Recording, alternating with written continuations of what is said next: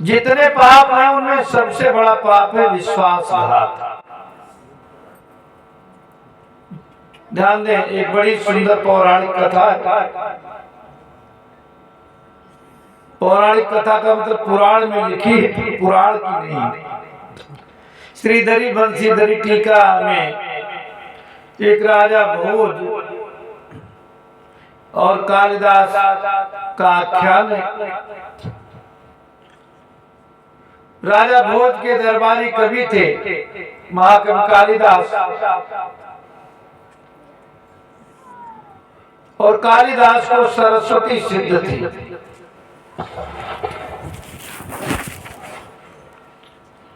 तो एक दिन कालिदास ने राजा भोज की पत्नी भानुमति का चित्र बनाया और चित्र बना करके राजा भोज को दिखाया। राजा भोज ने चित्र देखा, बड़ा सुंदर चित्र, लेकिन चित्र देखते ही अचानक राजा भोज नाराज हो गया, क्योंकि उस चित्र में भानुमति की जंघा पर एक तिल था। तो कालिदास ने तिल भी बना। राजा भोज ने सोचा, रानी की जंघा पर तिल है, यदि कालिदास के संबंध नहीं है रानी से, तो रानी की जंघा पर तिल है, उसके बारे में इस कालिदास को क्या पता। कालिदास को देश निकाला, बोला राज्य से निकाल दिया। बहुत दिन बीत गए। कालिदास तो इनके प्रकार अपना जीविकोपार्जन करने लगे। एक दिन राजा भोज जंगल में शिकार खेलने गए। एक शेर ने पीछा किया। कालिदास वो राजा भोज ने जोर से घोड़ा बढ़ाया और एक वृक्ष की डाली पकड़कर बड़ी फुर्ती से उसके ऊपर चढ़ गए। अब शेर भी उस पेड़ के नीचे बैठ गए। राजा भोज ने देखा उसी वृक्ष पर एक बंदर बैठा बैठा। अब बंदर भी डरा हुआ है, राजा भी डरा हुआ है। शेर ने कहा, तुमको जब तक खाएंगे नहीं तब तक जाएंगे नहीं। उसी के नीचे डेरा डाल दिया। धीरे धीरे शाम हो गई, रात होने लगी। तो राजा भोज और बंदर दोनों में मित्रता हो गई। राजा भोज ने बंदर से कहा, देखो अब पूरी रात तो गुजार दी ही है, हम दोनों इसी पेड़ पर बैठकर रात गुजारेंगे, तो थोड़ी देर तुम सो जाओ, हम जगते रहेंगे, और उसके बाद में हम सो जाएंगे, तुम जागते रहना। बंदर ने कहा, राजा साहब हमारी इच्छा है आप जग जाओ, आप सो जाओ, हम जागेंगे, इसके बाद में हम सो जाएंगे, आप जागते रहेंगे। तो बंदर की गोद में राजा भोज सिर रख करके सो गए। जब राजा गहरी नींद में सोने लगे तो शेर ने बंदर से कहा, बंदर इस राजा को नीचे गिरा दो और हम इस राजा को खा लेंगे, चले जाएंगे और तुम अपने रास्ते चले जाओ। बंदर ने कहा, नहीं, हम ऐसा नहीं कर सकते, विश्वासघात नहीं कर सकते। शेर बैठ गया।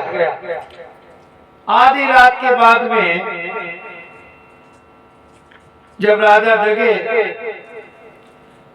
और बंदर से कहा, तुम सो जाओ, तो बंदर जब सोने लगा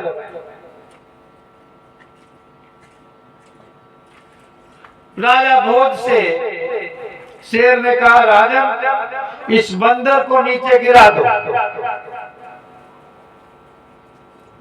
हम इसको खा लेंगे, चले जाएंगे। राजा ने कहा, बंदर के प्रति हम धोखा नहीं करेंगे। तो शेर ने कहा, धोखा कौन, तुम्हारा खानदानी है, तो बंदर ही है, गिराओ जल्दी। राजा की कुछ समझ में आ गया, बात बढ़िया कह रहा है। तो राजा भोज ने बंदर को ढकेल दिया, धक्का मारा, पर बंदर तो बंदर होता, बंदर में बड़ी फुर्ती होती। गिरते गिरते एक डाल को पकड़ करके फिर ऊपर चला गया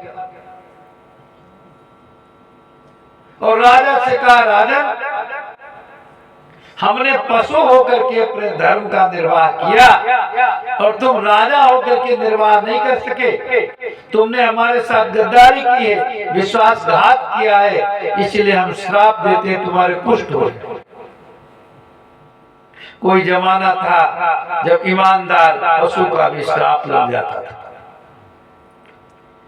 श्राप और आशीर्वाद तब लगेंगे जब आप बिल्कुल शुद्ध होंगे, और आप ही ठीक नहीं हो तो न तुम्हारा श्राप लगेगा न आशीर्वाद लगेगा। राजा ने बानर से कहा, ये श्राप मुक्ति कैसे होगी? तो बंदर ने कहा कि देखो भाई, हम 4 अक्षर तुमको दे रहे हैं, तो इन 4 अक्षरों का जो व्यक्ति अर्थ बता देगा उसी समय तुम्हारा कुष्ठ दूर हो जाएगा। कौन 4 अक्षर? तो कहा, वी, से, में और रा, ये 4 अक्षर। राजा जंगल से घर आए और बड़े बड़े विद्वानों की गोष्ठी करवाई और कहा, आप लोग इन 4 अक्षरों का अर्थ बताओ। देश दुनिया के अनेक विद्वान आए पर कोई इन अक्षरों को बता नहीं सका इनका अर्थ। उड़ती हुई बात कालिदास को मालूम। उस समय कालिदास एक गरीब ब्राह्मण के घर रहते थे छिप करके, और उस ब्राह्मण के एक कन्या थी जो विवाह की योग्य हो गई थी, पर ब्राह्मण निर्धन था, कन्या का विवाह कैसे करे। और राजा भोज ने बड़ा इनाम रखा था कि जो व्यक्ति इन 4 अक्षरों का अर्थ बता देगा उसे मुंह मांगा इनाम दिया जाएगा। कालिदास ने उस ब्राह्मण से कहा कि पंडित जी आप चले जाओ और राजा से कह दो हमारी बहू इन 4 अक्षरों का अर्थ बता देगा, तुम जाकर के कहो। ब्राह्मण ने जाकर के राजा भोज से कहा, महाराज हमारी बहुरिया है, वो आपके 4 अक्षरों का अर्थ बता देगा। राजा ने कहा, ठीक है, लाओ बहू को। सो कालिदास बढ़िया साड़ी ब्लाउज पहन करके और घूंघट निकाल करके राजा भोज के दरबार में पहुंचे। राजा भोज ने कहा, बहू हमारे अक्षरों का अर्थ बता दोगी? कहा, जी महाराज। तो कहा, वी अक्षर का क्या अर्थ होगा? तो कालिदास ने तुरंत एक श्लोक बनाया, बोले, विश्वास प्रतिपन्नेषु एच विश्वासघातका ते यान्ति नरकं घोरं यावत् चंद्र दिवाकरो। विश्वास प्रतिपन्नेषु एच विश्वासघातका, जिन पर कोई पूरा विश्वास करे, भरोसा करे, और वह जब उसको दगा देते हैं, धोखा देते हैं, तो वह उतने दिन तक नरक में रहते हैं जितने दिन तक सूर्य और चंद्रमा रहते। वी के बारे में दूसरा अक्षर बताया, से का क्या अर्थ है? तो कालिदास ने दूसरा श्लोक बनाया, बोले, सेतु बंदे समुद्रे च गंगा सागर संगमे स्नात्वा पाप विमुक्ता स्यात् मित्रद्रोही न मुच्यते। सेतुबंधे समुद्रे च, सेतुबंध रामेश्वरम में जाकर के समुद्र में स्नान करे, गंगा सागर में स्नान करे, भले पाप मुक्त हो जाए, पर जो मित्र के साथ धोखा करता है ऐसा व्यक्ति चाहे जितने बार कुंभ स्नान करे उस पाप से मुक्त नहीं होता। वी से में तीसरा अक्षर का में का क्या अर्थ होगा? कालिदास ने तीसरा अर्थ बताया, श्लोक बनाया, बोले मेरु तुल्यान महापापान कृत्वा सज्जन संगमात् मुच्यते नैष्कंदेहा मित्रद्रोही न मुच्यते। कोई सुमेरु पर्वत जैसे बड़े बड़े पापों को करके और सत्संग करके भले मुक्त हो जाए, पर मित्र के साथ विश्वासघात करने वाला व्यक्ति कभी मुक्त नहीं। बी से मेरा अक्षर का अर्थ बताओ। कालिदास ने चौथा श्लोक बनाया, बोले राजन शृणु मदवाक्यम यदि कल्याणम इच्छसि देहि दानम सुविप्रेभ्यः तथा श्रेयो भविष्यति। हे राजन, अगर कल्याण चाहते हो तो मेरी बात सुनो। देहि दानम सुविप्रेभ्यः, सुंदर बढ़िया वैदिक पौराणिक ब्राह्मणों को दान करो और तब तुम्हारा कल्याण होगा।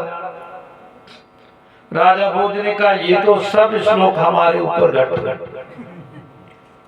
ये जितनी बातें ये बहुरिया बता रही है वो सारी बातें हमारे पर घट। तो राजा भोज ने एक श्लोक बना करके कहा, बोले गृहे वससि भो देवी वनम क्वापि न गच्छसि अपंचास्य कपिवद वृत्तम कथम जानासि सुंदरी।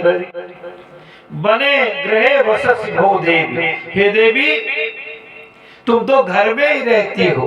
वनम क्वापि न गच्छसि, जंगल में कभी नहीं गई हो। फिर पंचास्य कपिवद वृत्तम, पंचास्य माने शेर, आस्य माने मुख, पंच माने पांच, पंचानन, 50 से कप शेर बंदर और मेरे बीच में जो घटना घटी उसको तुम कैसे जानते? 50 से कप मदवृत्तम कथम जाना सुंदर। तो कालिदास जी ने कहा, बोले देवद्विज प्रसादेन और कंठे बसति शारदा और सर्वं जानम भो राजन भानुमत्यास्तिनम यथा। देवता और ब्राह्मणों के आशीर्वाद से मेरे कंठ में सरस्वती का वास है। हे राजन, हम सारी बातों को उसी प्रकार से जानते हैं जैसे भानुमति की जंघा पर तिल जानते हैं। राजा भोज सिंहासन से उठ खड़े हुए, समझ गए बहू नहीं है ये कालिदास। घूंघट उठाया और कालिदास का आलिंगन किया। वो कालिदास का आलिंगन किया और फिर उन्होंने देखा कि उनका सारा शरीर सुंदर हो गया। कुष्ठ न जाने कहां चला गया। तो इस संसार में पाप तो बहुत है, पर विश्वासघात के बराबर पाप नहीं। और आदमी तो विश्वासघात आए दिन करता है, आए दिन विश्वासघात करता है। इसीलिए किसी भी व्यक्ति के साथ धोखाधड़ी मत करो, और धोखाधड़ी करोगे तो तुम्हारा कल्याण होने वाला नहीं है।